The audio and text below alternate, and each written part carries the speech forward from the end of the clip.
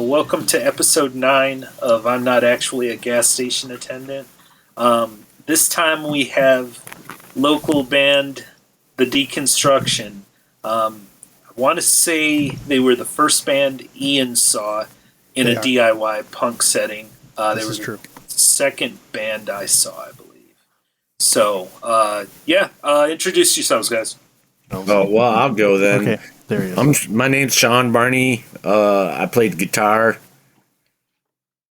And this is Alan Bainbridge, and I played bass guitar. And I'm Josh Wilson, or Josh Botsko Wilson now, and I play drums. We were all introducing ourselves, Scott. Oh, yeah.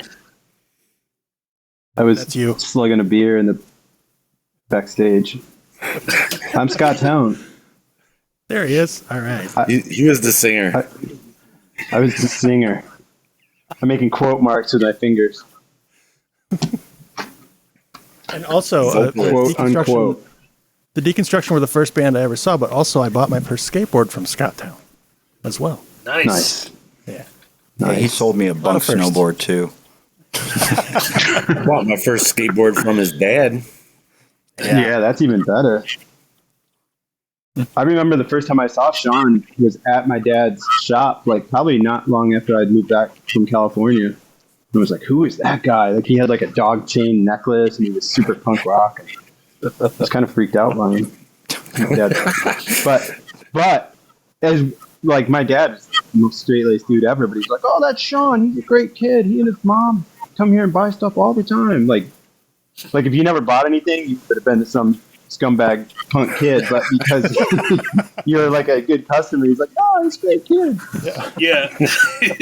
Let's hear everyone's punk rock origin stories. How you got bit by a punk rock spider or something.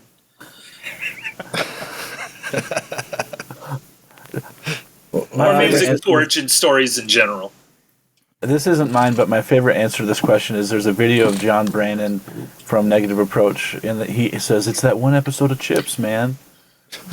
Oh, yeah. Yeah. That is a good answer. I can answer for myself, and I can answer for Alan, but not. This is probably not really true, but for myself, I was always into rock and roll music. Well, I wasn't always, but in fact, because my parents were actually classical musicians, but and I wasn't allowed to listen to rock and roll, or so I thought. But actually, I found my way to it anyway. But anyway, I'll probably blame my sister because she's older than me and she, got into stuff a little bit sooner. So I'm going to blame my older sister for a big part of it. But then, so I met Alan in my freshman year of high school, and we'd always end up sitting by each other in every class because my last name was Barney and his was Bainbridge. So, alphabetical seating, we'd always end up sitting by each other. And I was always behind him, and I always kind of like pick on him and stuff. And like when I got into punk rock, I came up with this plan. And I was like, I'm gonna make this kid punk rock. And like He converted it. It took all of high school to do it, I guess, but like I think I did it. That's awesome. Wow. I don't know if I ever told Alan that before. You never have. Well, the funny thing is I remember that well because I remember in 9th grade, first period, sitting in Mrs. Waskowitz's, what's something with an M, English class. For you to say. He also taught art. I don't know. Something. She not important. In her class. Yep. So we were talking about music and something about like what bands do you listen to? Like, oh, I like punk and stuff, and somehow like the Butthole Surfers came up. Like we both would hear Butthole Surfer. I think for me it was just listening to him on Wider and stuff.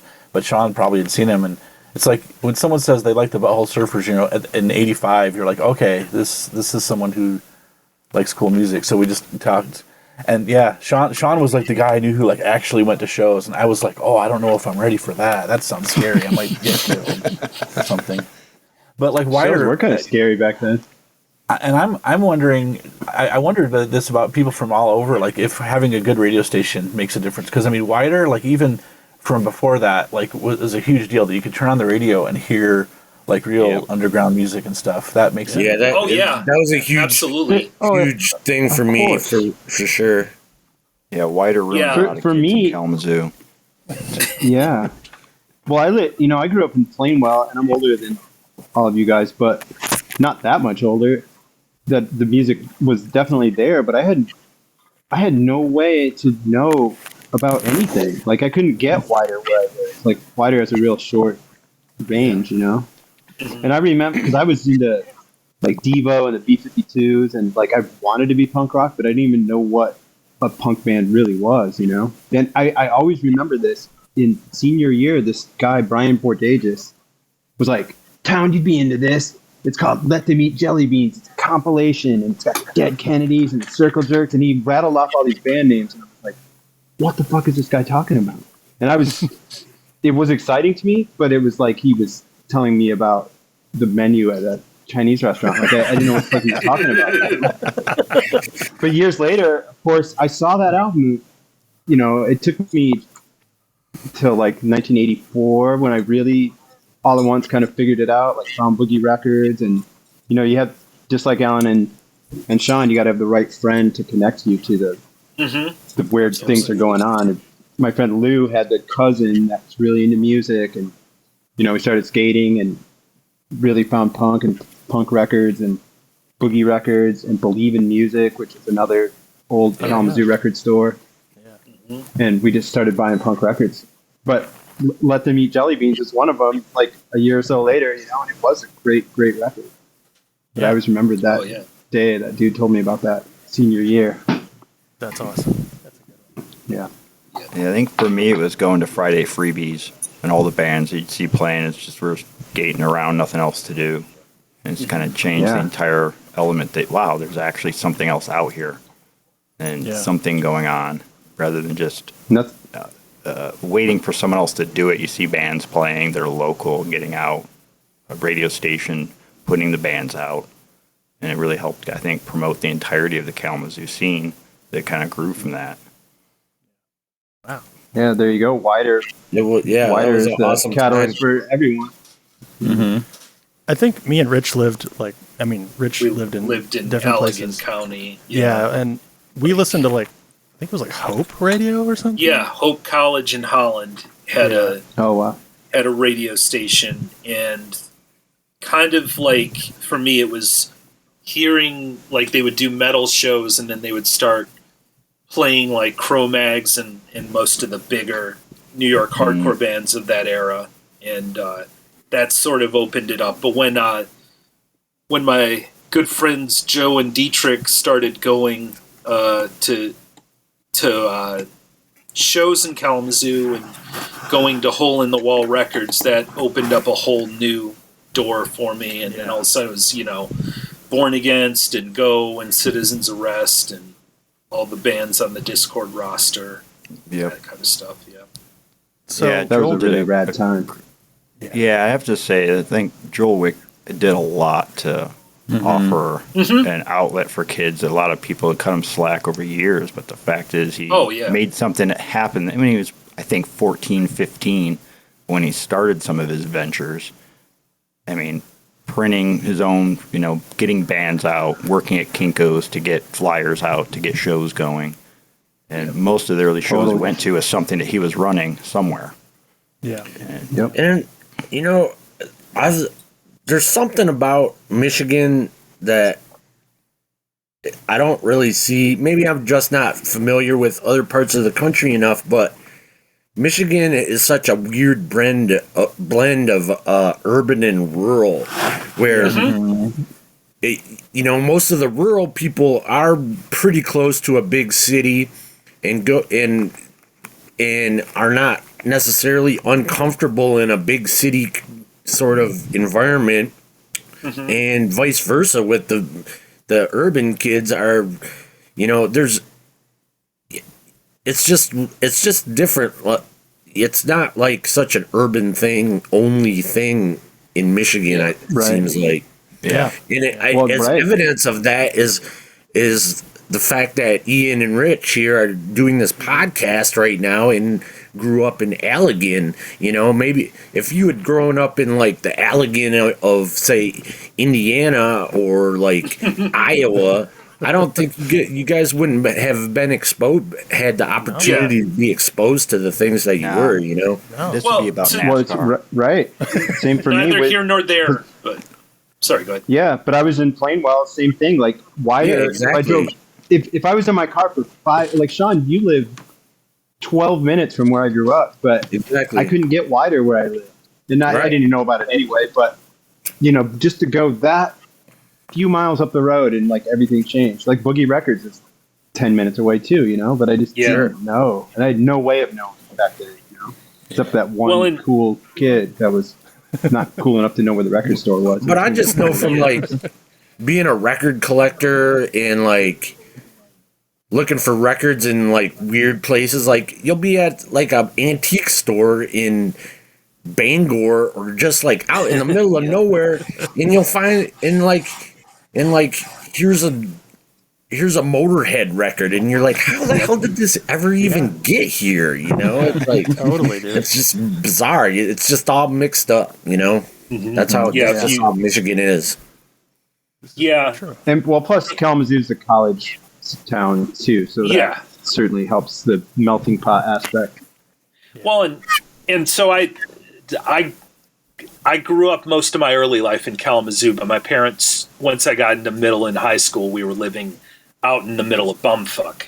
But like, it's sort of a there's a I don't know how many. It seemed like when Ian and I were part of it in Kalamazoo, we were the only ones from any distance. But I imagine at different points there were kids coming from like Plainwell or Otsego. Just all over the place. Like, I have so many friends that grew up in small towns, and I met them through punk. And like, it's like, how are you guys even knowing about punk in these small towns? Mm-hmm. But this is all like pre-internet, of course. So like, obviously, but like, there wasn't that opportunity. Now kids have the internet, and you can find anything you want anywhere you want. Yeah. It was sort of besides even Michigan, though, it was sort of everywhere. I mean, and I think when you're in a band trying to book a tour, where you're looking through MMR connections, trying to get out there, and you end up with your directions like down dirt road, past oak tree that's fallen, left side, double trailer. That's where you realize that there's even kids out here in the middle of nowhere in either Alabama, Mississippi, or wherever that's active, trying to want music and trying to participate in it. Yeah, that's literally like the directions to the show we played in Biloxi, Mississippi. Yes. It was like, take the first left past the dirt road. And it ended up being an awesome show. Like a lot of kids there. Sweatfest. And cool bands. And you just never know. Yeah, I tell the story about that show all the time to like people who weren't even around for the Deconstruction. That was just amazing to like play in a double wide trailer in the woods and then in Mississippi. And then jump in a kiddie pool to cool off afterwards. Wow. It's above ground adult pool, thank you. And their parents like made us all breakfast. Oh yeah, they were great. That was a big part of it.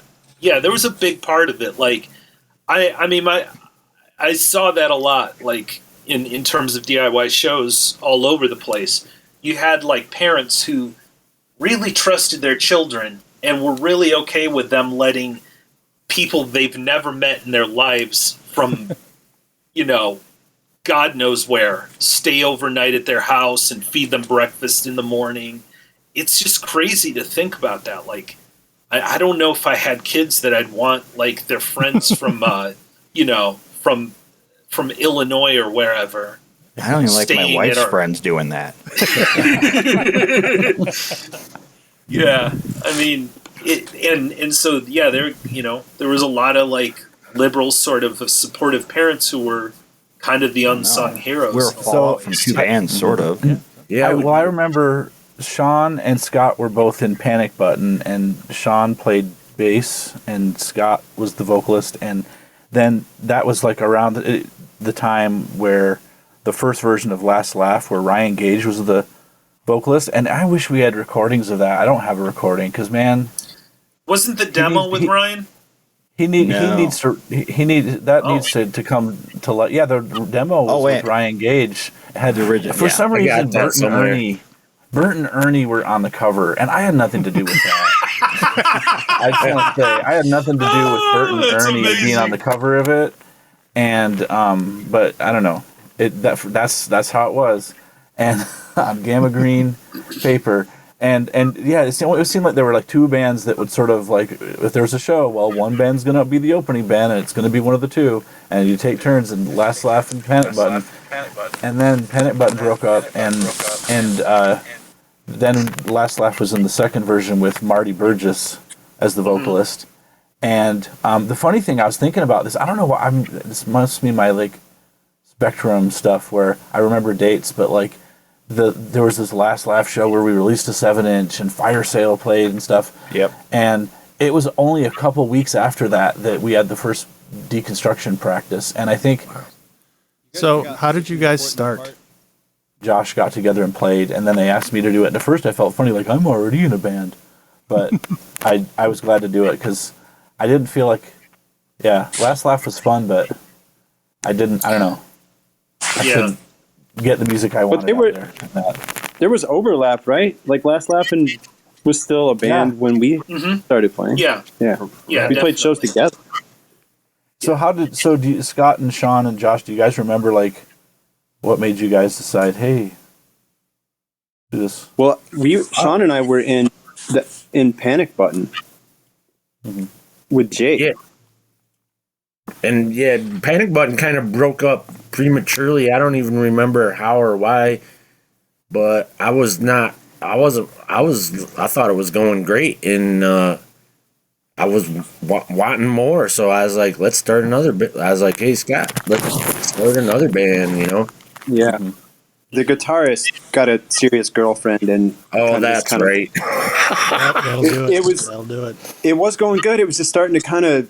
That was the first band I was ever in, so I was like so green, like just kind of feeling it out.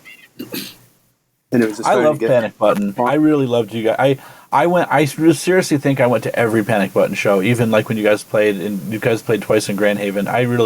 So like when the idea of being in a band with you guys started, I was like, oh, it's kind of like I get to be a Panic Button. I was so excited. I vaguely remember hearing the demo. Do you have files of that, Scott? Like MP3s or of the Panic Button demo? I do. They're on a CD, so they're gotcha. A little more lo-fi than that. There's two demos, isn't there? Oh, there is? I believe so. The what? There was two demos, wasn't two different ones. There was that stuff we recorded with Larry. Yeah. And Larry actually played guitar. Yes. My friend Larry had like a career musician guy. He still is. Still what he does, in fact. And after our guitarist quit, we wanted to record that demo, and he's like, well, I think I can play this. Like, he was like laughing at the guitar parts. He's like, yeah, I think I can handle these. I got it, kids. Don't worry. Yeah. Pretty much. But Jake was the drummer. We actually did a great job, even like kept it raw and stuff and didn't ruin things. Yeah, it really sounded good. And and then there was another demo, the earlier demo that was actually I think we just did that on a 4-track in Brian's basement or something. On Brian's 4-track. Yeah, I remember that. Yeah, I don't have that. I think I should have those around somewhere. They've not been converted to digital but yeah, that's cool. I do have the other those. So you said that Panic Button was your first band, Scott, or?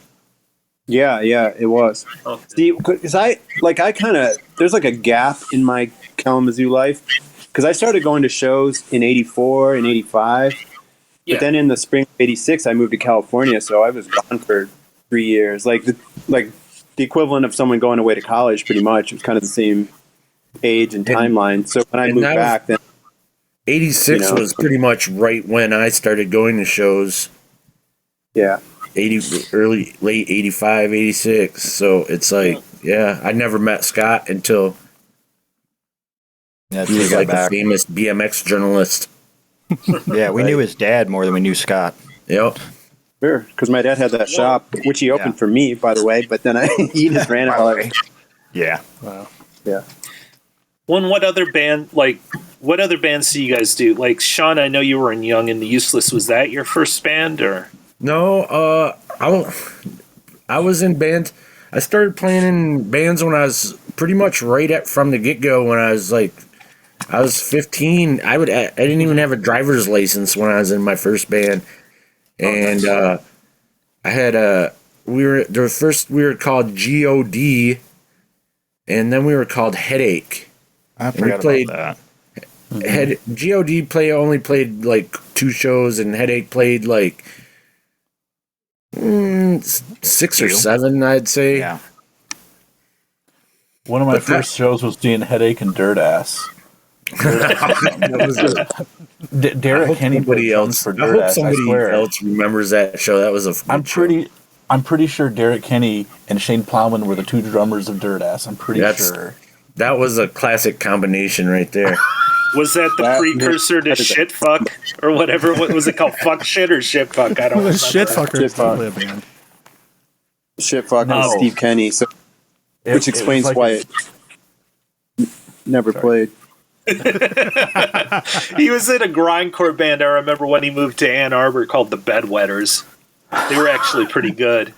So the idea of Shit Fuck was it was going to be Sean and me and Joel and Steve Kenny in a band, and we were going to be so punk, and we never actually practiced, so we scheduled a practice, and Joel was the only one who showed up, so we kicked him out of the band. That's not punk enough. We were so punk that we kicked out the one member who showed up for the band, and then we broke it.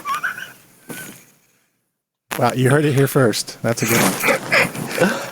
Well, and what other bands were you in prior to the Deconstruction, Alan and Josh? I mean, I know you guys were both in Last Laugh. That was my first band was Last Laugh at that point. Yeah. Oh, wow. Oh, okay. Yeah, I mean, it was just started, and thanks to Alan, I think he had drums sitting around somewhere. Well, here's the funny story. So one day... Go. Yeah, so talking about getting into punk, so Sean got me into punk, but also there's a kid who lived across the street from me named Yorgo. And he, as far as I know, he has done shows at Papa Pete's. Yeah. I don't know. I've never been there. I don't live in Kalamazoo. Yeah, he still books shows there. So he runs. I'm not sure if Yorgo's still there though. I think Yorgo moved somewhere. I don't know. So we knew each other like our whole lives, living like literally across the street from each other. And one day on Halloween, I was I trick-or-treating like one of those old kids who shouldn't be trick-or-treating, but I ran into this kid in a leather jacket and like an Axl Rose do-rag, and he had eyeliner on in the street on West End Avenue, and it was dark, there's no street lights, and it was like raining, and I was like, who's this kid? And I was like, that's Yorgo. And we started talking, and he was like going to shows, and we started talking about people. He's like, yeah, I know. Like we realized we both knew Sean because I knew Sean at school, and he knew. And so that was one of the like knowing Yorgo and knowing Sean was one of the things of like, oh, I could go to these shows. Let me put Yorgo he's the archetypal kid who shows up at your local skate spot, and he's 12 years old, and he has a pack of Marlboros and a half pint of something in his pocket. Jaeger. Yeah, Jaeger. Some bad schnapps. But yeah, I think a lot of us grew up around kids like that, and that was Yorgo. Yep, with opinions about everything, hating on everything. Like he's that guy for sure. Oh yeah, he was the kid that was a lot like everyone I met him in middle school. So like Yorgo and I became friends in like 8th grade, but he was a total like metalhead kid before he got into punk, and that's most of my white trash friends on the east side where I grew up were the same way. So we kind of got along instantly, from every album from, Megadeth to the early Metallica. That's all we knew until punk rock kind of came around, at least into our lives. And, yeah, the first show I went to, Yorgo persuaded me to come. It was Dag Nasty at the B-side, and it was late, and I was like, this is going so late, like it's a school night, and it's like 11:30, and I went home before Dag Nasty played. I was like, I can't be out this late on a school. I didn't even know who they were, and to this day, I don't really like Dag Nasty that much. Oh, really? Probably because it's sort of a sour grapes thing of like, Yeah, you're just mad about that show. Yeah, no, it was good though, but Yorgo gave me coached me on like what to wear. Like he had this jacket that was supposed to be cooler. The one I had, he was like, it was like this blue golf jacket. It's like, dude, you can't, not like a members only, but I mean, he didn't have epaulets, but he was like, you can't wear that. You got to wear this cool jacket that I have. Okay. and I learned what clove cigarettes smell like. I've never smelled those before. Wow. Was Yorgo the one who tried to rob Boogie with a hunting knife, Alan? No, me and Josh were there when that happened. Do you remember that, Josh? That's the only reason I know about that story. I love it, man. No, Yorgo didn't do that. That was some old gruff guy. I forgot remember about that, Josh? Yeah. We're like, what do you do? Let him take some Mike albums and Dinvald, leave? I remember Mike Dinvald, the guy who hosted Forte on Wider, that metal show. He was working, and like the guy like put a knife to the grabbed the girl behind the counter and like held a knife to her, and Mike Dinvald was like running up and goes, "Get your hands off her! Like let her go. We'll give you anything you want. Just let her go." So he was like a hero. So who was the girl? It wasn't Aaron Dwight that was working. Dinvald was a hero. No, I don't think she was working there yet. I don't think so, but there wasn't anyone I knew. I just remember Mike Dinvald being a real man and stepping. Yeah. Didn't you? Was it the story? Didn't you hide your wallet in a Judge record or something like that? No, I think I was flipping through records, and we were in the back, and there was like a Judge or Warzone record, and I like had it was like this time of year, and I think I had cash from like Christmas in my wallet. That's where it is. So I threw my wallet behind there because I was like, I don't want this guy taking all my Christmas money. Nice move, but That's good. Probably stupid. He wouldn't. Where's your wallet? Oh, I don't have one. Stab you. Yeah. Alan, you've been involved in a lot of Kalamazoo. Yeah. A lot of Remember wrong the places one- at the right time. This was. I remember. I was riding my bike around on a Sunday morning with my girlfriend, which is not important, and these cops come rolling up, and they're like, "You freeze!" This is 11 a.m. on a Sunday, and I'm like, "What? And they're like, "You look a lot like a suspect in a armed assault or a mugging or some shit." And I'm like, what? And Alan was in the cop car, and they were like, "Someone assaulted this man," and I'm like, "That's my friend Alan. I'm in a band with him." And Alan was like, "No, Scott. That's my friend Scott. He's my good friend." And Alan goes, "Yeah, that's the guy that did it." Yeah, I have no idea what you're talking about, Scott. It happened exactly that way. Yeah, I got robbed in front of my house and called the police and got in the car and they were like, "Okay, we think we got some people. Tell us even if you think they look familiar, just tell us." And I was like, "Oh, they look familiar, all right." And the whole time when we're driving around, we're listening to Sammy Hagar Van Halen. and I felt so weird sitting in the front seat of this cop car, listening to Van Halen with the police officer driving around, and all these people like in the neighborhood are looking at Sammy Hagar looking at us like, "Man, what's this kid? Who's this kid trying to get in trouble? Like, leave us alone!" Like, I felt bad for the people in the neighborhood. Like, man, don't harass these people. I hope I don't see anyone that looks familiar because. These people just like enjoying their Sunday. But alas, you did. And the other funny part is that, so I don't know if we have a time limit on this. From the other podcast, I guess you don't. No, go wild. That's right. But This is gold. when I called the police, some other people from the Fourth Coast Coffee Shop, which was like the same parking lot as where I live on Village Street, they walked over and were talking to the cop, and they were giving their account, and they said, "Yeah, we called the police because we saw these guys running through the parking lot with like bandanas over their faces, and one of them was holding a gun and had cash in his hand, and they were laughing about, hey, we got the money from that guy," and I'm like, "Yeah, I'm the guy." Wow. So that was weird. Yeah, it seems like Kalamazoo used to be like back in the 80s and early 90s. It seems like it was a lot more violent than it is now. You know, I think everything kind of was back then. It seems like Everything was. Yeah. It wasn't like life-threatening violence, but like No. but Very few kids are getting shot, but at least we got into a lot of fights. yeah, I used to skateboard down there with all you guys. We always carried. yeah, we were just like a knife or everybody's something, enemy, or- and everybody wanted to fight us. From Yeah. like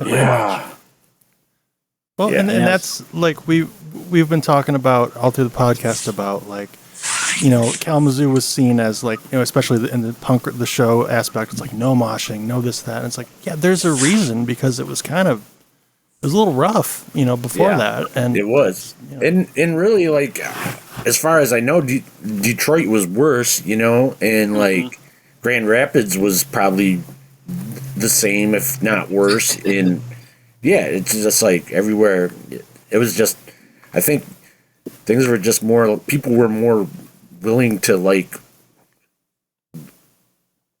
People were more willing to like bleed for their ideals or something at that time.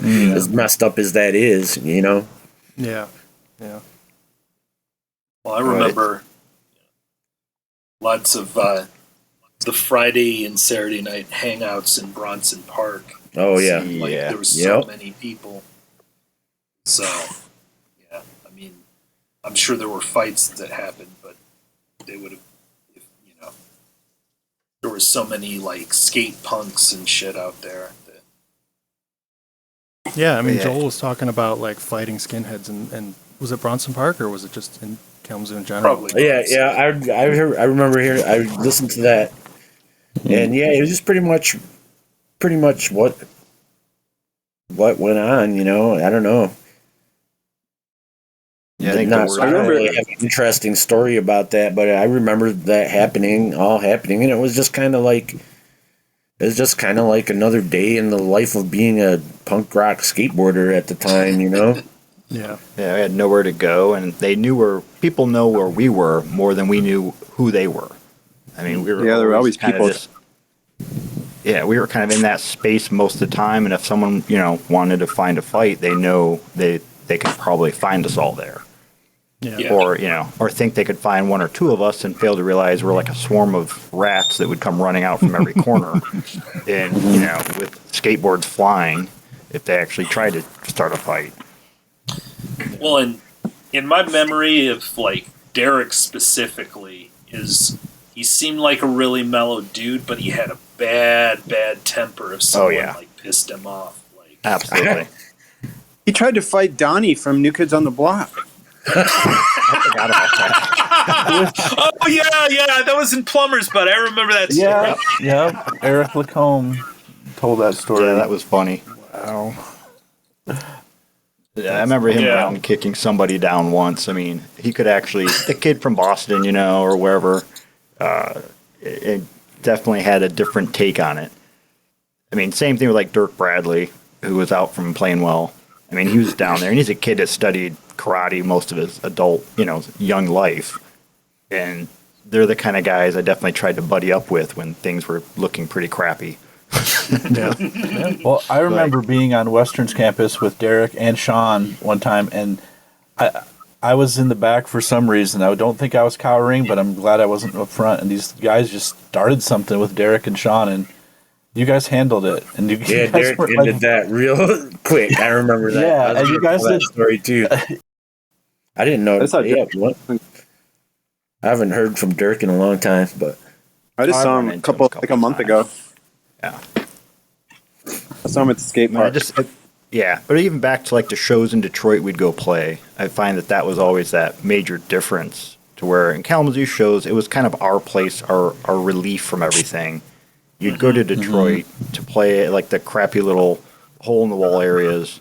They were great. The people that ran them were great, but they're always in the worst part of Detroit.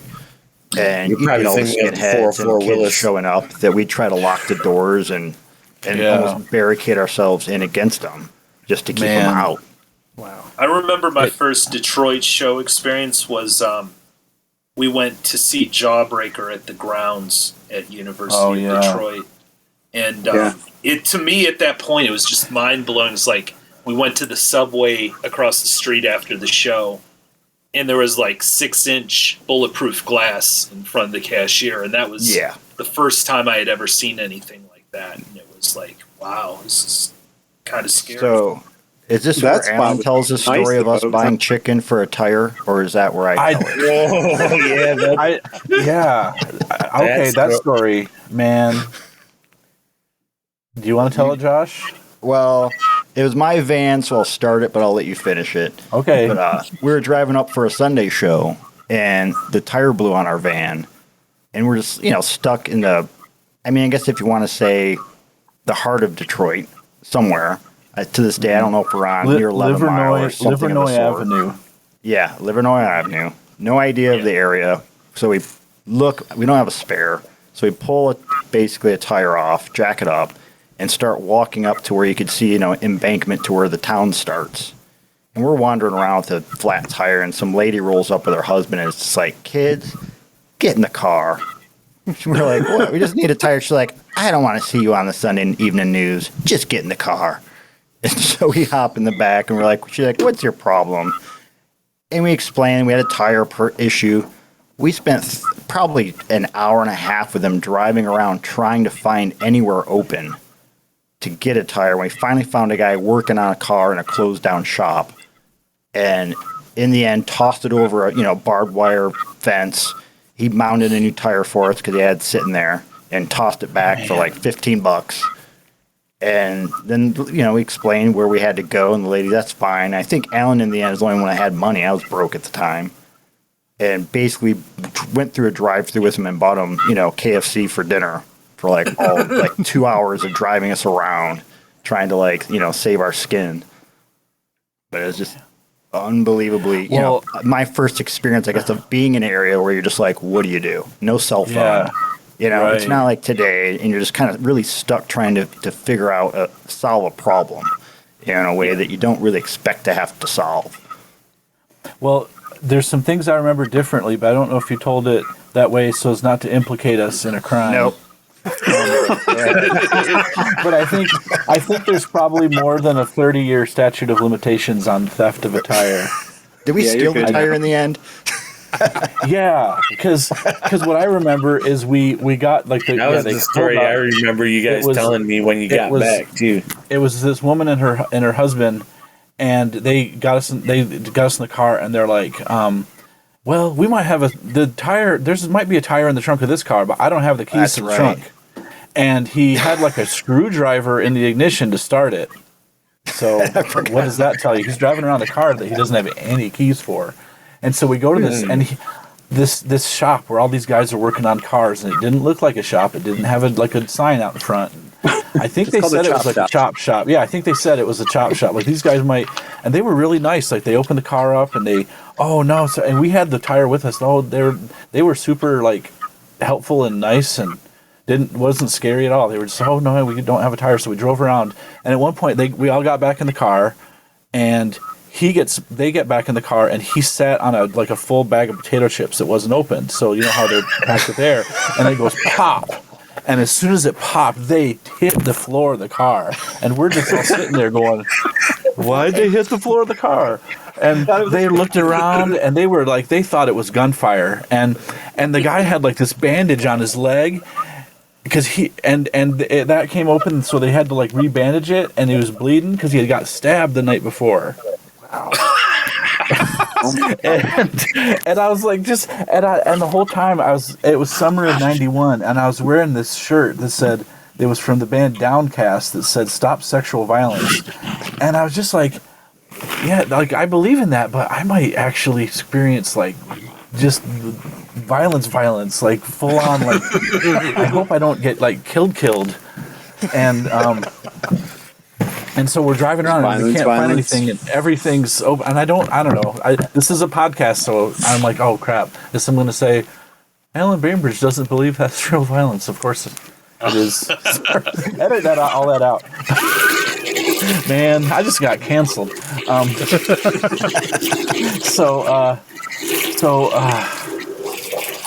So yeah, then we pull up to this place, and the guy's like, well, we'll pull up to and I don't see anything open, and we were like, it's like the outside of some tire shop, and there's like razor ribbon around the thing, and he like throws something over the fence and climbs over and grabs a wheel that's gonna work and gives it to us, and we drive away real fast, and we're like, okay, we just stole a tire.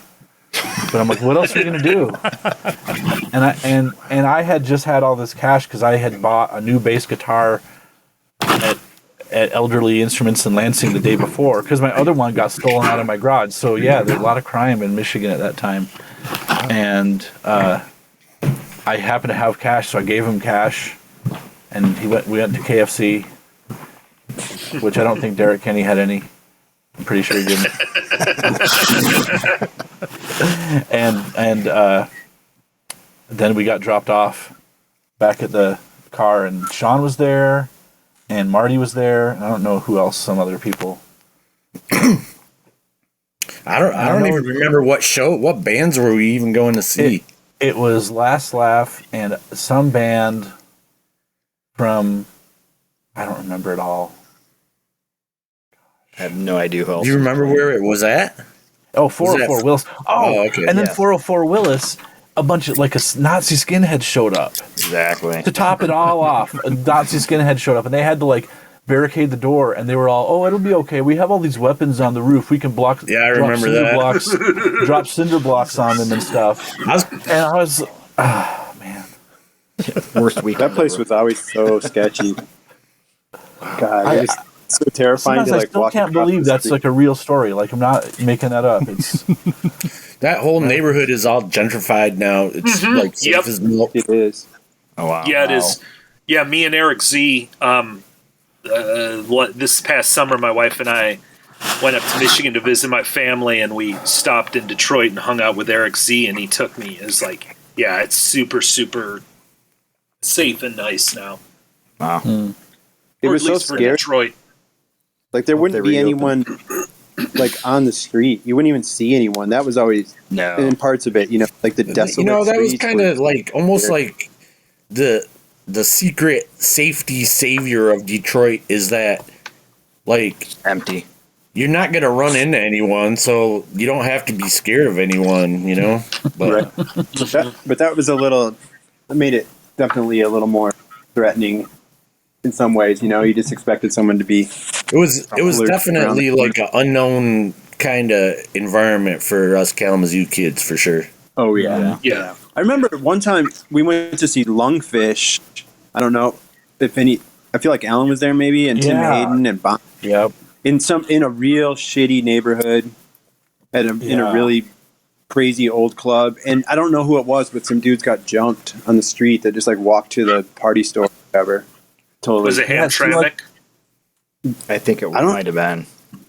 No, it I was just the remember there were all Trumbull- these houses that Trumbull houses Theater. that looked burned out. Like, Oh, yeah. there are houses that looked like they weren't even like they had just been deserted for a long time. Like whole neighborhoods. It was weird. It was the Trumbull Theater. Yeah. Oh, okay. Yeah. Yeah, that's yeah. Well, this is funny. This is kind of ironic. It's like, Josh, did you ever go to Jake's house in Detroit? Yeah. Yeah, I mean that was like almost the same neighborhood, really. Yeah. It's when he moved up there to play with Mule. Yeah, We'd go up and visit. Well, I'm talking about later on, after. Oh Mule, yeah, but- no, when he actually had the house, it was in an area that they then started rebuilding. He was actually working for a company that Yeah. was buying up a lot of the old brownstones. But yeah, I mean, It's just desolate. Josh's brother's living in this. It was basically like a mansion at one time, you know, and Yeah. him and some other guys were living there for pennies on the dollar, you know, and it was Yep. pretty cool. Yeah, he But drove like me it was the around where only they were doing house work. left on the block, so it's like it it was totally safe because there wasn't anybody around. Yeah. Yeah. And that's just Well, gone. that was the deal with the Trumbleplex. Was it was a bunch of like punk rock people got a land contract or something weird like that. So they you had could do these, that in like, Detroit for you could just pick up like the back taxes and you got yourself a big old mansion. Was the Trumbull Theater the spot that was the old actual theater that had the attachment I area? believe so. Yeah. It was a Yeah. garage, as I recall. Yeah. Okay, there's Like, somewhere it was that a- actually was a theater at one point that some anarchists got a hold of and redid. And I played a show with a band a couple years later after the Deconstruction up there. And That was the sad probably the- thing is the anarchists then burned it down by accident. That's great. Pseudo I love anarchy. it. Wait, Yeah. so Ian, remind Yeah. me though, am I Hi. right on that spot at the place we played, the Trumbull Theater, that was just a garage, right? That was a weird concrete room that looked very unfinished, as I remember. It was Okay. It was not that big. Yeah, it might have been a garage. I don't know, but it was weird. Yeah. For sure. I remember that Lungfish in a really, just the oldest fucking, it seemed like we were in a movie. Like it was just the dustiest old place. But I feel like it was like a real stage and stuff. There was definitely a stage in there, even Yeah, though they we built didn't something. play on So it. you guys, Of course we did. you guys were kind of in the middle of like you were involved in like 80s punk for sure in the Kalamazoo scene and stuff. And then there was like a shift when you guys kind of started, right? I mean, did you sense that, or did it was just the natural thing to do was kind of like things changed a little bit and maybe it wasn't so much Minor Threat, it was a little more something else? Like, did There's you a- see that? Or AMREP. Well, I think so. yeah. Well, I think it's just a natural thing for like as you get older, you gain more and more influences, and you just kind of want to diversify a bit, And I think that's what was going on with the Deconstruction. Really, is we just had a lot more influences by that time. Yeah. Well, And I know feel for like you guys- me especially, like one of the main goals of the band was to like not fit in a genre and not Yeah. like try and sound like any kind of thing you could pin your finger on. yeah. Well, and I kind of feel like you guys, it was a constant progression, and like from the demo to the LP, like Sure, it's I mean, definitely a change. we certainly all learned a lot about music in the course of that band, and Sure. and yeah, I don't know. Yeah, I definitely feel like there was a lot of going on as a whole too in the music scene with bands like Slint pulling out the album that kind of just changed a whole wave to where it went from being just your typical 3-minute punk songs to more of almost rock operas in a way. Just sort of a much wider array of sound part of that I think is possible just due to the ability for bands to start really recording themselves and working differently than they used to have to. And adapting kind of the idea that you're a band, you can do whatever you want once you're not paying somebody else a bunch of time to do it. Yeah. And I feel like that really changed, I think, a lot of the sounds that a lot of bands were doing at the time. And I guess kind of just influenced everybody along that line a little bit. I remember something that I either vocalized or was clear in my mind at the time when we started the Deconstruction. I don't know if we actually did this, but I remember like Last Laugh was sort of doing, like hardcore. I mean, if you want to compare it to Discord, like the Minor Threat thing. And then there was Fire Sale, were like contemporaries. And as much as I think they didn't like this or didn't want to do this, a lot of people compared them to like more modern Discord stuff. Yeah. But it didn't seem like there was like snotty punk rock anymore. It seemed like that had kind of gone away. And I remember at the time that being something I had in my mind, like, oh, I want to be more like, sound more like that. Like, let's sound like Danger House stuff or, like X or, I mean, we did a Germs cover, stuff like that. Yeah. Besides doing a Germs cover, I don't know how much we really did sound like that, and I don't think didn't as a band. Yeah, we didn't really. Like the mantra. Or I just anything, saying that. I'm like, did we sound like that? I don't feel like we did at all. But. I just remember after having been in Last Laugh, I was like, I want this to be more of like a punk band and not like hardcore, like not Last Lap was definitely formulaic, hardcore, like Less of cut a from- homage to Rev, less of an homage to Rev, which is Rev, definitely what do you mean? Last Lap. Revelation Records. Revelation, bro. Come on, Alan. Sorry. And then, yeah, like Fire Sale is kind of soul side ish sort of Yep, stuff. Totally. It did actually drift heavily that direction. And it's funny, I ended up like playing later with guys from Revelation bands out in LA just because of that same kind of like background. We're like, hey, I like this band. Hey, I kind of like that band. And it was the same problem I had trying to work with them is not a problem here, but the dynamic where they were so set into what they wanted to do. And they had this idea that this is what the music is we play, so therefore this is how we play it. And that's just nothing I've ever appreciated. I don't like doing things, continuing to do the exact same thing just because that's what you do. The idea of growing as a band and growing with music, I think, is important to kind of get something different out of it. And Yeah, it did seem like that at that's the something we beginning always sort of- tried. Yeah, like anything was on the table. Like we did a Rolling Stones song. Like Oh, yeah. on our Jumping first Jack thing. Flash.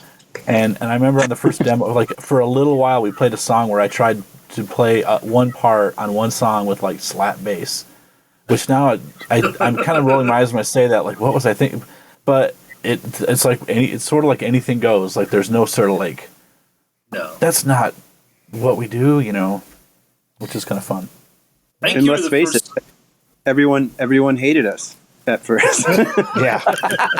Even us. We sorted those things out. I don't have that feeling at all, really. Yeah, I mean, I don't either. Yeah. That everyone hated us, or that we were free to do what we wanted. oh, no, that everyone hated us. We No, were I certainly don't free think to that do was what we true. wanted. I mean, I definitely guys- were. It was a challenge, I think, for all of us to decide how to make a band work is probably part of that element. Yeah. It's sort of like that first relationship you have and going, well, how long is this really going to last? And for us, actually, it lasted a while compared to a lot of other bands that we've known over the years. Yeah. Almost What are you 6 guys, years. like 5 years? Yeah, 5 or 6 years. Six. Yeah. It was our Yeah, that's a sixth pretty year. good. I mean, that's like the longest running band I've had. Like until the last 10 or 12 years, I'd been in a band, played in bands like basically my whole life.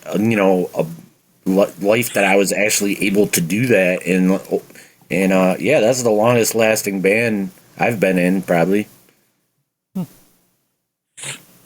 The thing that was, I had to laugh through when Scott said like no one liked us, because I don't think that's true. But one thing I found was challenging is it didn't seem like we ever fit in with like a scene. But in some ways, I think that was good.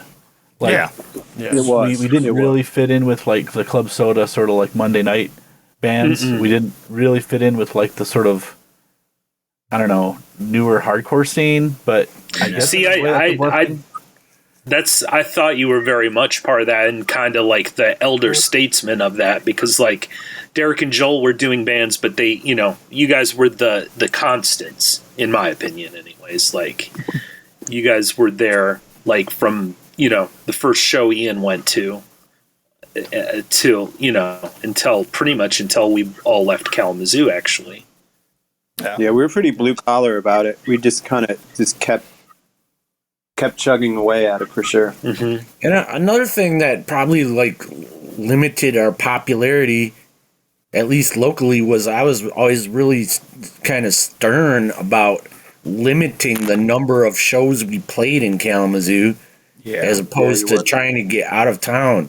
Because I was really, I was never, I wasn't interested in just like, oh, I'll play a show and all my friends can come. I didn't want to limit myself to that kind of thing. And like, I was just like, the only way we're gonna get away from our just our friends coming is, which we had a lot of, but like was to get out of town to where we didn't have any friends, and so I thought it was like really important to emphasize trying to do that. As whether I don't think we were like super successful at it, but we did.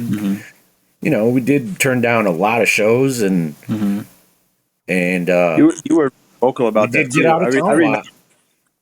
We clashed about that sometimes. Like, come on, let's just play the show; it'll be fun. And you kind of stood by that mentality, which is, in hindsight, I'm glad you did. Yeah.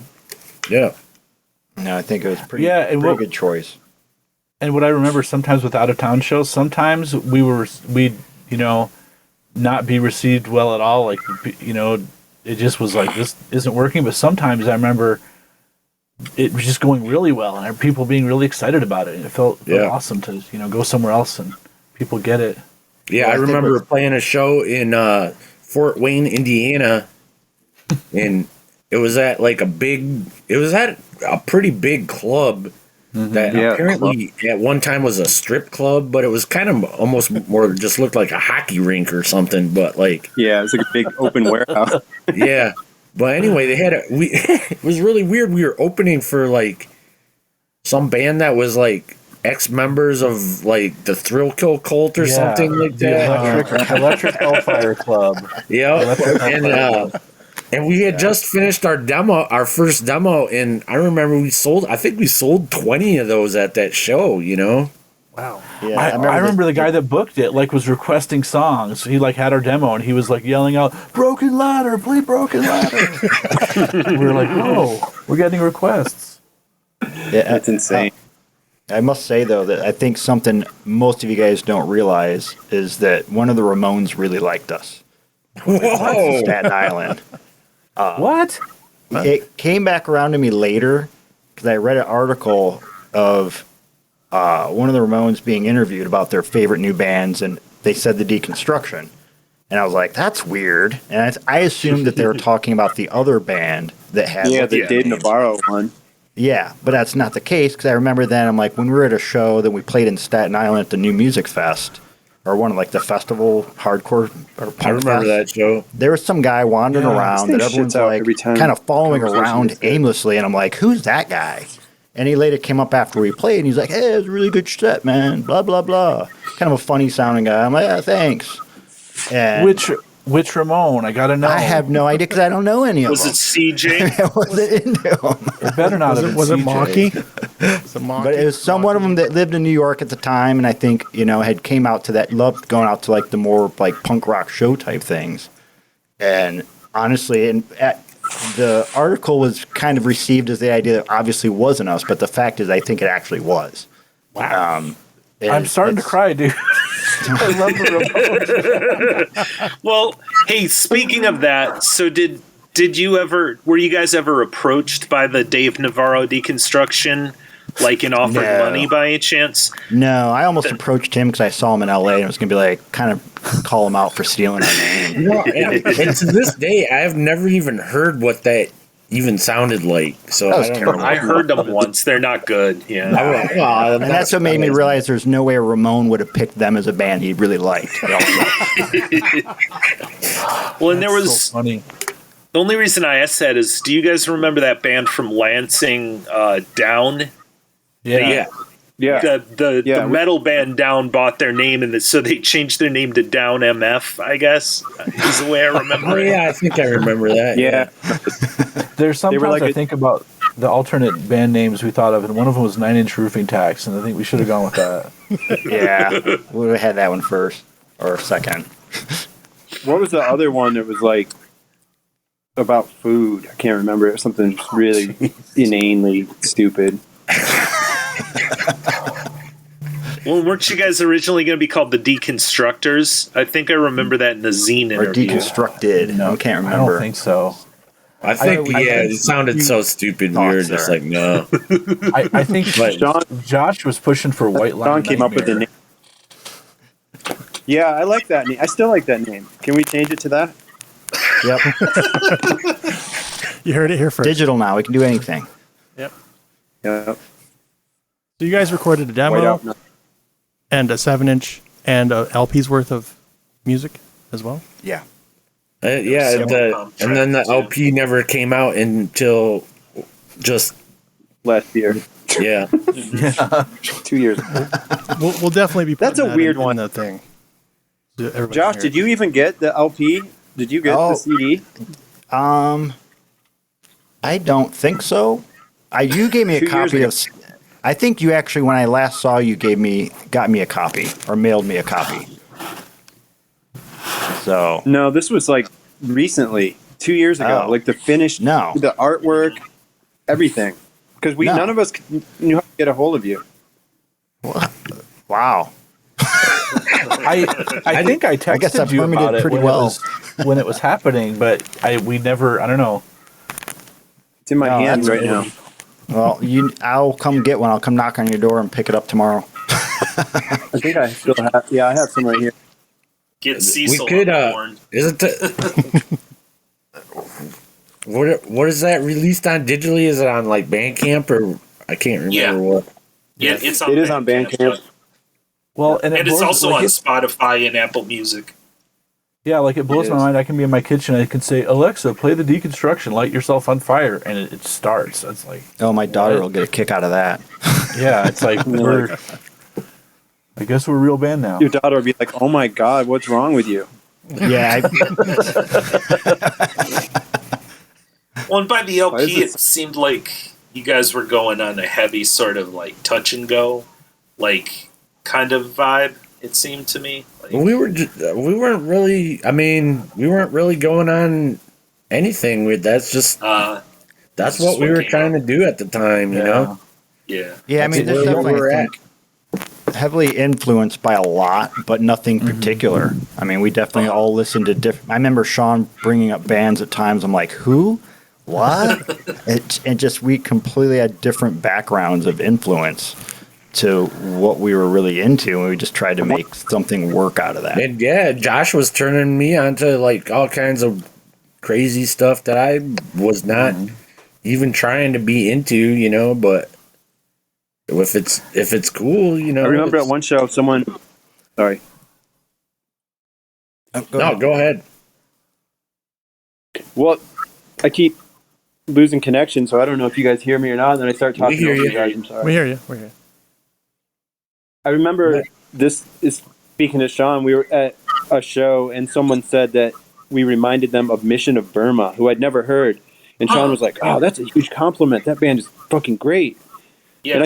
And I listened to him after that. And I'm like, "Oh, this band is great," and I kind of see it, but we weren't certainly not trying to sound like them, since none of us were even familiar with that band besides Right. Sean, who And the knew only about- reason I knew, even I wasn't like listening to him at the time at all, but like my brother-in-law, who at the time was, kind of a original hardcore legend, was like listening to him, and that's the only reason I even knew who they were, right.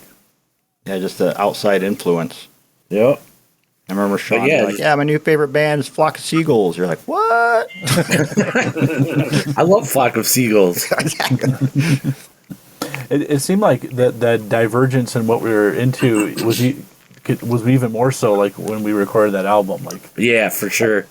there's only one band I can think of that I could say influenced all of us, and that's the Laughing Hyenas. Yeah, I was gonna. Yeah. I think it's a pretty And solid on that's- that. Yeah, that speaks to the touch and go thing too, because I don't know if you guys know this, but I can't sing. So as a singer of a band, like I was always looking for a relatable influence, and man, John Brannon was it. I was like, oh, this dude. Because I love Negative Approach, which was way before the Deconstruction, but the Laughing Hyenas were this thing, and that became a huge influence. I think all of us, but Yeah. we weren't trying to sound like them, but we were certainly inspired. We didn't even know how to sound anything like Yeah. them, they had influences running way deeper than it's like we couldn't even be a part of that, in my opinion. But the thing that influenced me so much about them, and a lot of my favorite bands, is that feeling of fear when you go to see a band and they come out on stage or whatever, and you're just like, holy shit, these are some gnarly ass people. And Gary.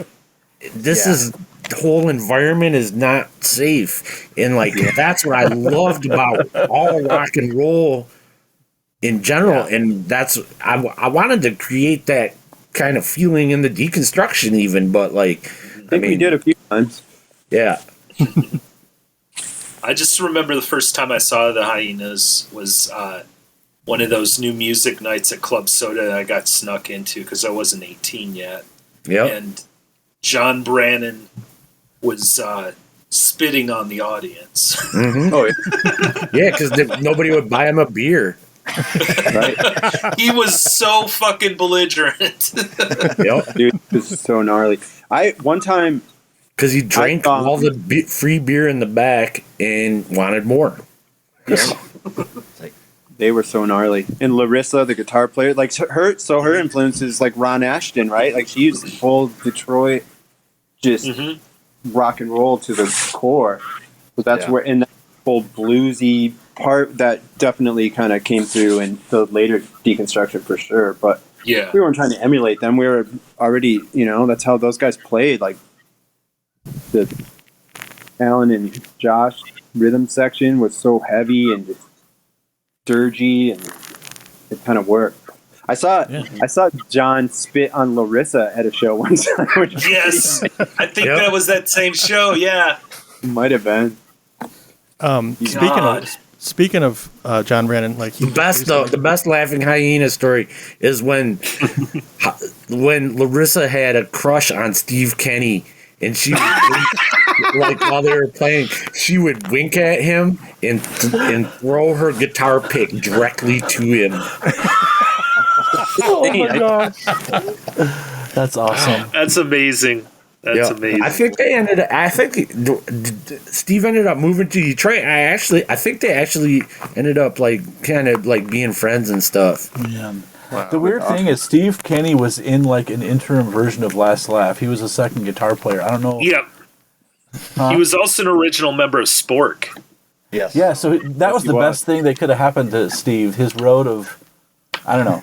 I think none of this, his Tiger 100 experience would have happened if he just hadn't been treated like crap by his friends. that's the weirdest thing, because like I was in a band with him for like 5 minutes, and then he just went away, and then later on, he was in a band with like Aaron Dillaway in 1996, like a Wolf Eyes, and they did some weird thing, and now he's in like New Orleans or something, and he knows people that I know, and I'm like, how did that happen? Yep. And I haven't talked to him since 1994, so it's weird. I've been was that talking band to to him him? a little bit on Where's Instagram. he now? He's in New Orleans. Oh, awesome. Yeah. That band was Jen and Steve and you, and then Joe was going to sing, right, Ian? Yeah. Again, think about the early shows. Just going to the first time I saw Laughing Hyenas, it was one of my first 3 shows I ever went to, and it was the Laughing Hyenas and Feedbag opened up for them, and like every band I saw, I just loved. Feedback, yeah, they were pretty fun.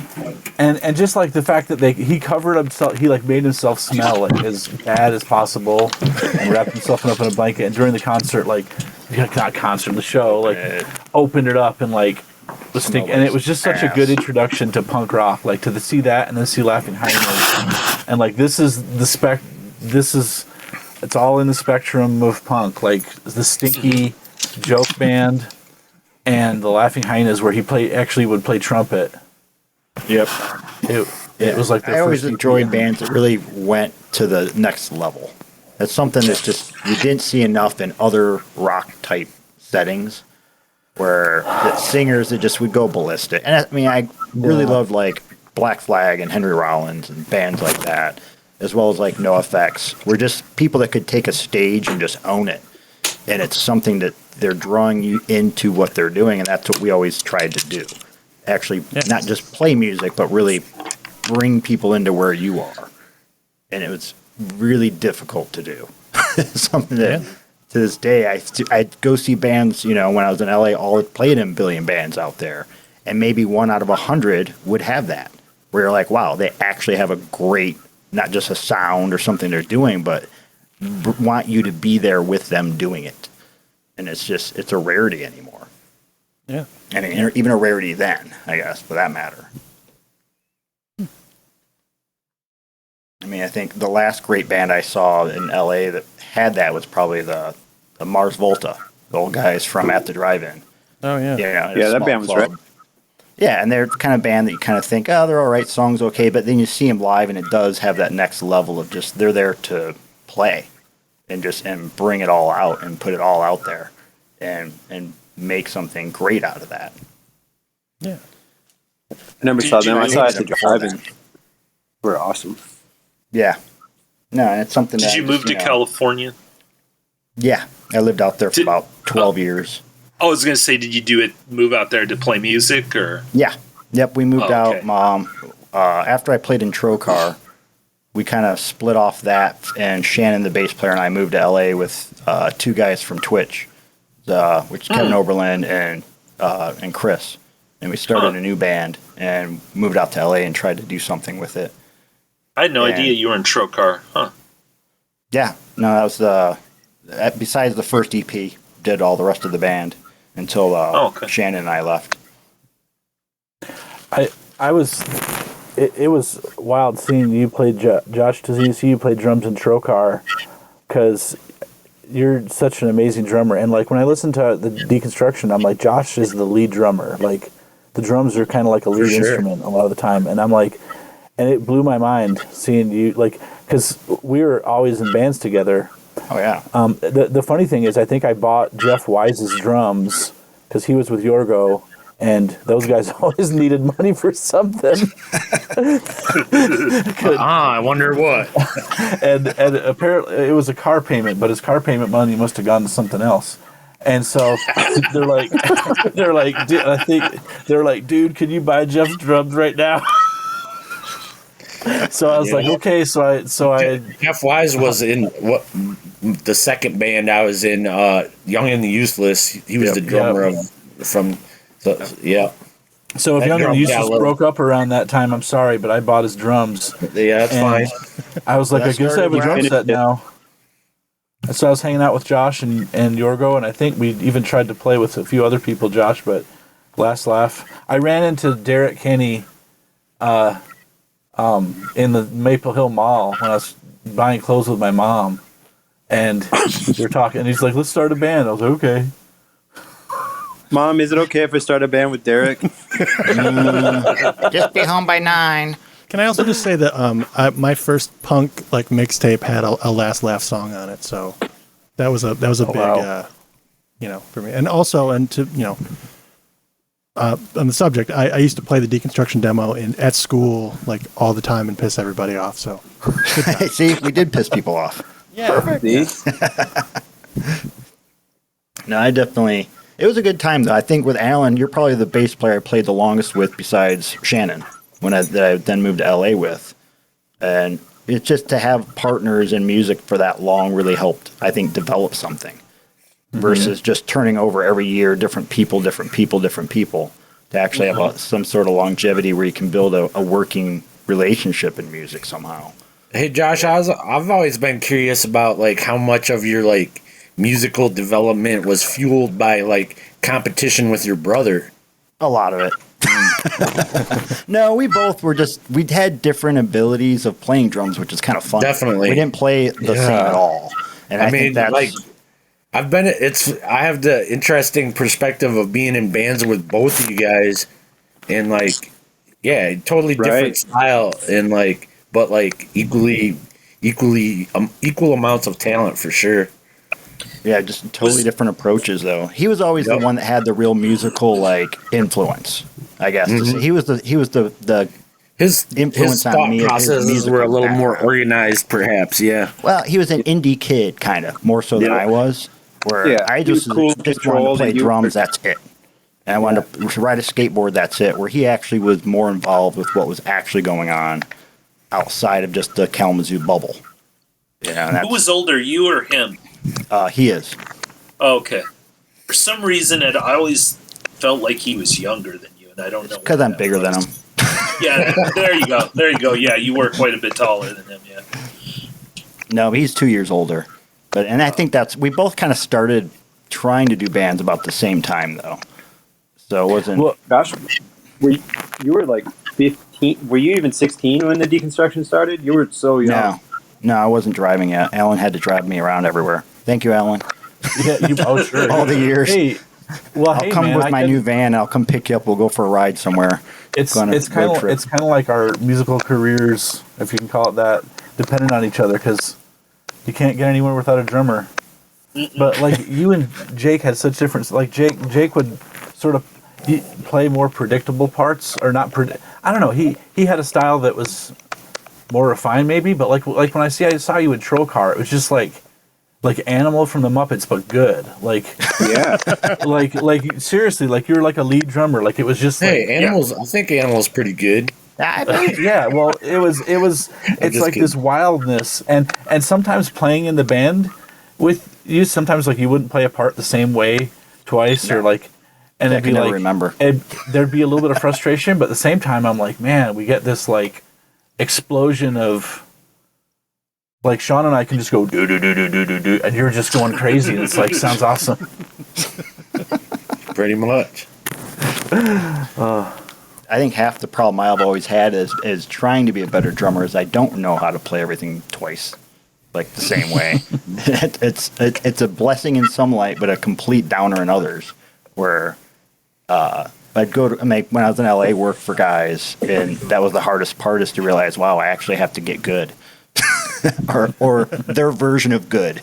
I now have to like play their song the way they want it over and over, and I'm like, and that was really a challenge just to actually even tackle that kind of different level of music.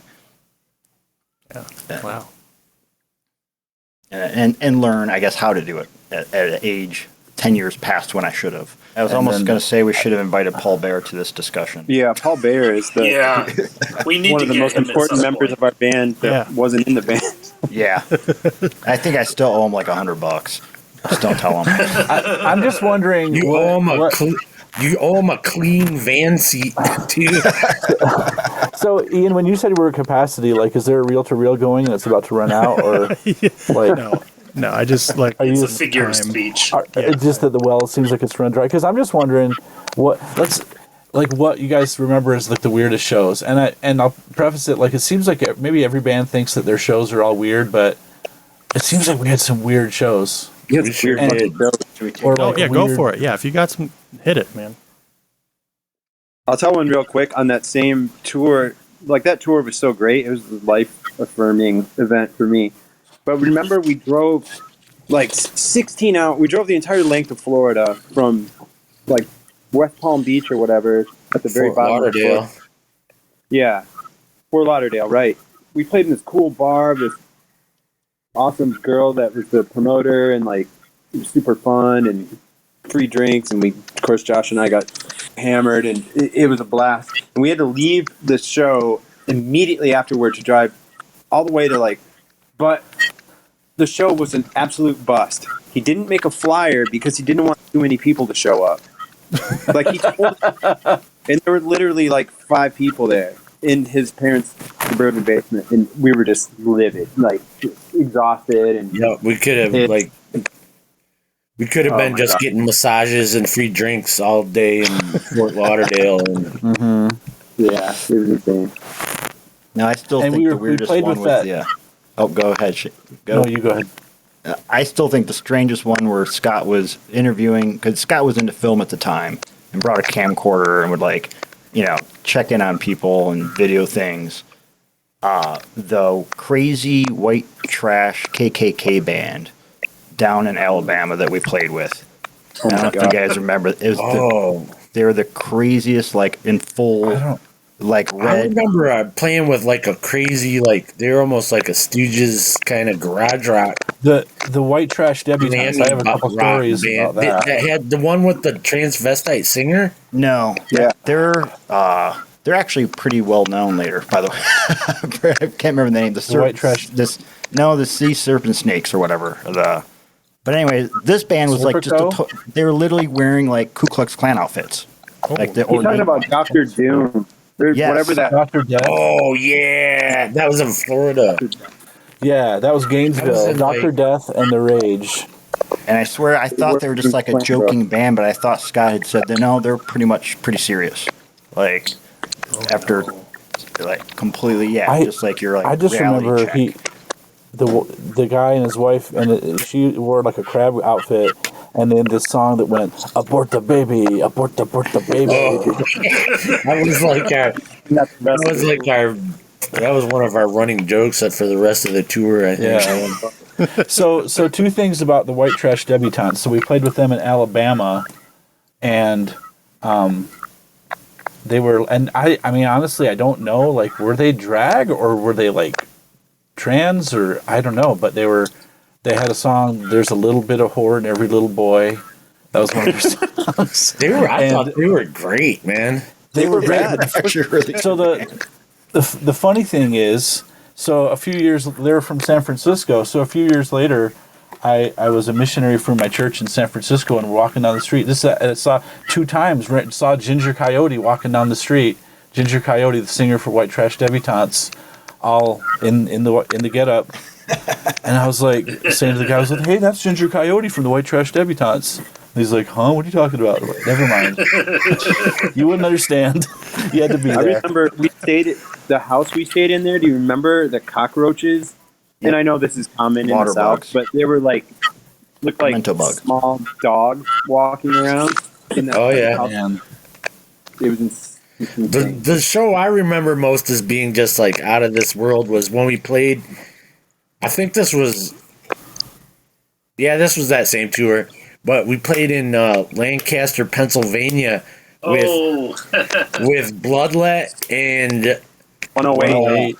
Wait, yo, Krishna Starkweather. I saw the video. Yeah. yeah, Starkweather. Man, I gotta look them up again. I really enjoyed that kind of music nowadays, but man, that was a weird show and a weird situation for the rest of the evening as well. But The weird thing is, playing that show later on in the tour, we were in Florida and we didn't have a show and we wanted to be on this one show, and the person like booking it was like, oh, I was at the show in Pennsylvania, I saw you guys, okay, I'll put you on the bill. well, we kind of Whoa. ended up playing. We played like 2 other shows with Bloodlet that tour, didn't we? Yeah, I think so. Just because they were like going the same route as us or something. And Serpico and Queerfish from Germany. Oh, yeah. Yep. Wow. Serpico is good. I don't know who Queerfish is though. That- Not a weird show necessarily, but you guys played in my living room with a band called I Am Heaven, and I don't know if you know this, but the guitarist of that band is actually a celebrity now. It's Eric Wareheim of Tim and Eric. What? No. Yeah. When did we? I've heard of Tim and Eric, but Yeah, but you got to keep going before I'll be impressed, because I don't know who the fuck you're talking about. Oh. No. Can you tell me a little bit more Really, about it's just Tim? unremarkable. You guys played in our living room, like on at 425 Davis. And this band from Philadelphia called I Am Heaven played. They kind of sounded like, I don't know, like Hoover. I or remember that, something actually. that. I do Yeah. remember that show. I thought they're actually But their pretty good guitarist band. is now a famous comedian. Yeah. Oh, good. I'm looking him up right now, and he looks familiar. That's weird. I wouldn't recognize him. I thought Eric was in Ink and Dagger, but I guess He was in that band too, but he was Oh, in okay. I Am Heaven. Yeah. He actually convinced me to call out from work to stay for the show. And I got fired from a Subway. And then I started my career at ROI. So, Hey, better money, Another- more stress. Yeah. Remember in Columbus, Ohio, when our van got towed, and we woke up in the morning, and it was probably Alan, because he always had his shit together the most. Like, went outside and came back in. He was like, "Guys, the van's gone." We're like, "What do you mean?" And the van had been towed because we That parked was it like- on. It's like the alternating side of the street deal where you park Tuesday, Thursday, or whatever. That was like the first night of tour or something. Yeah, too. and we were at someone's house that we didn't know. They let us stay at their house, and they were all at work.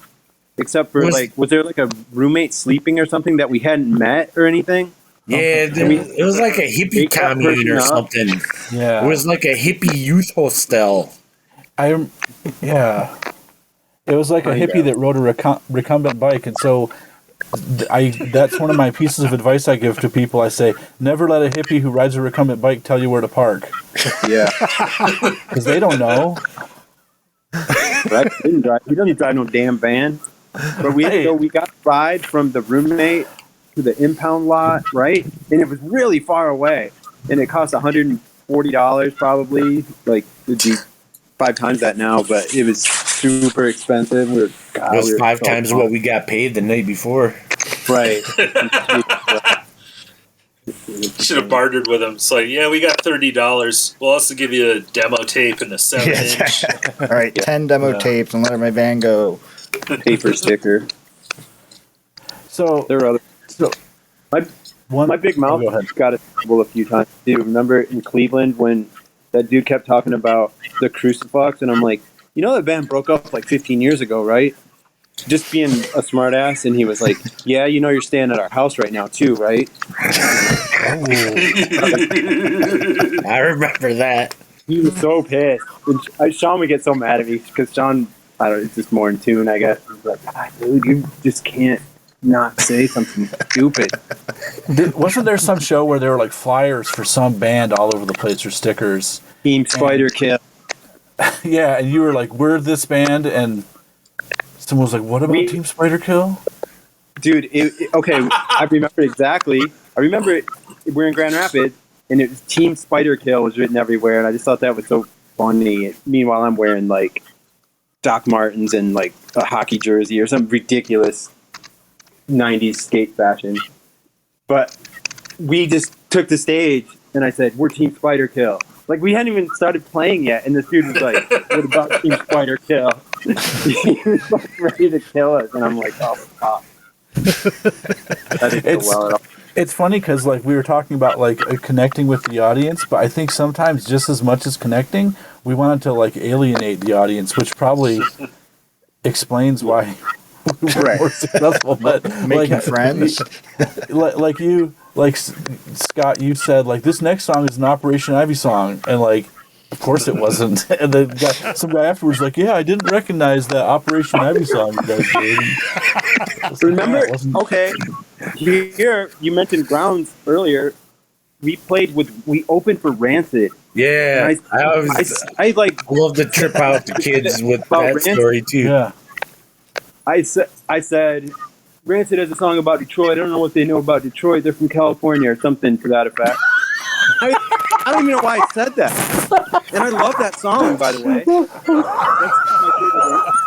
favorite one. And then I said something about the pit or something stupid. You know, just being a smart ass for no reason. Because I'm insecure, you know, like hiding behind that sarcasm. That's all right. The best part was the bands that were with them trying to get us to play first, and we refused. We're like, we're not opening this show. We're playing third. That's what our friends put us on. And in the end, they're the Suicide Machine. Yeah. Who ended up being kind of a big deal, I guess. They definitely. Well, I guess Rancid kind of ended up being a big deal too, huh? A big deal as far as releasing a 27 7-inch box set with a baseball bat that comes with it. I guess something stupid like that. Yeah, seriously. Yeah, there's some weird, stupid box set. You guys, he took me aside and lectured me for 10 minutes. He's like, dude, I don't know what you're talking about, man. We fucking love Detroit. We bleed this shit. In my face. Not like he was going to beat me up, but he couldn't understand why I was, he was hurt. It was crazy.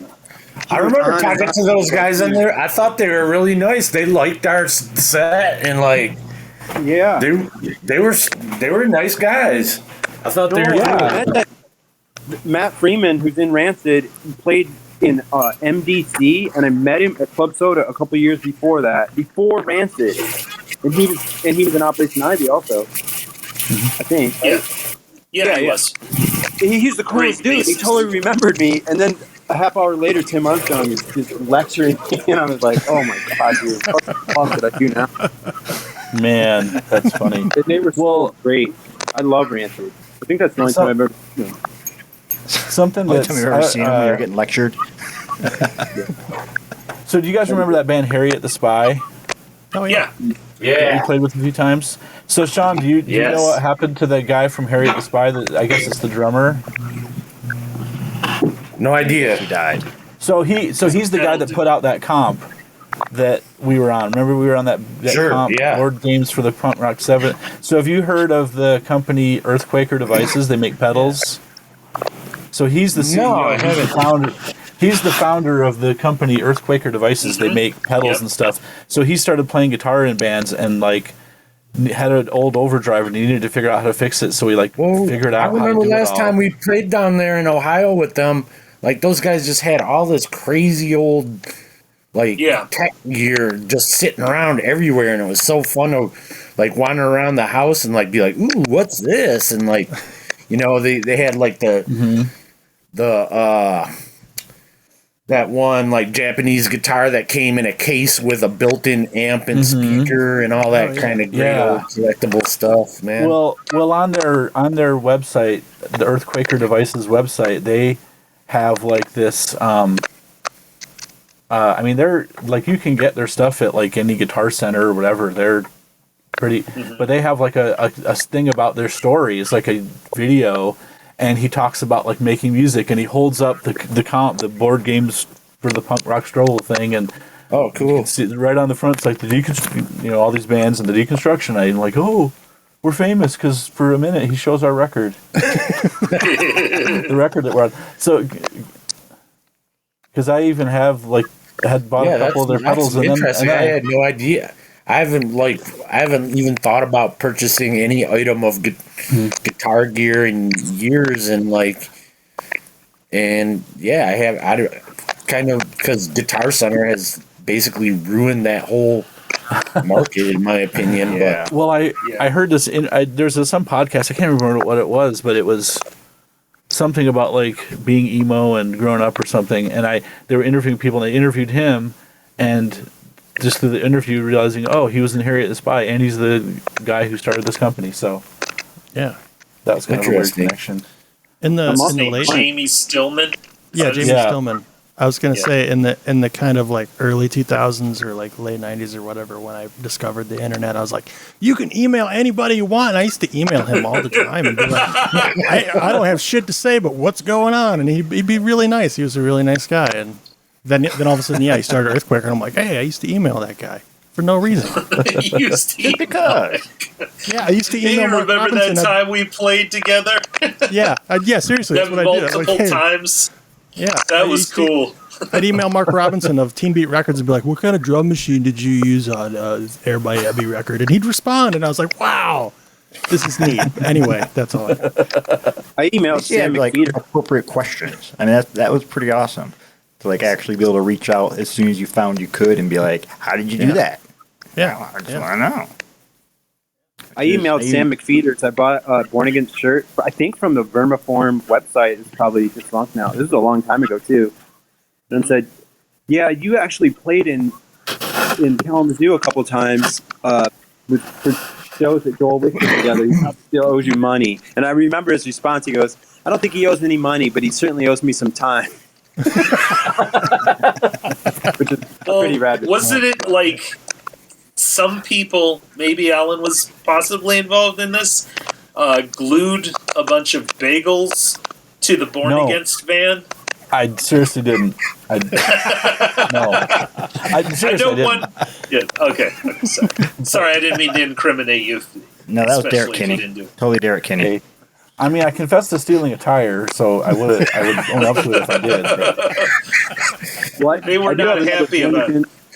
When Born Against played, the first time they played in the basement, I think they were supposed to play at the skate park, and those skate park shows had to stop because the fire marshal came and almost closed down the skate park permanently because it did close for a couple of weeks, which is ironic because it's still open 30 plus years later.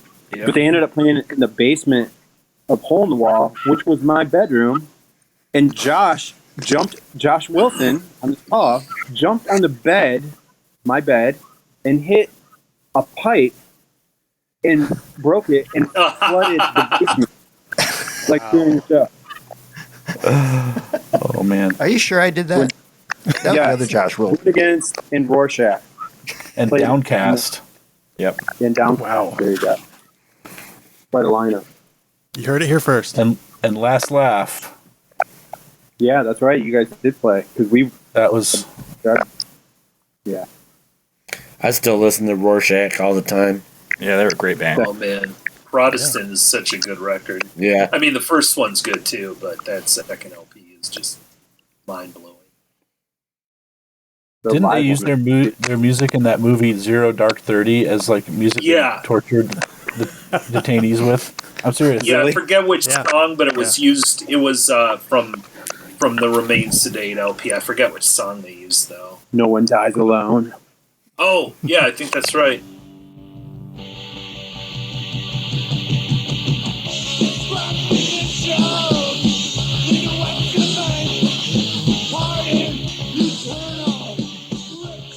Well, that was the deconstruction.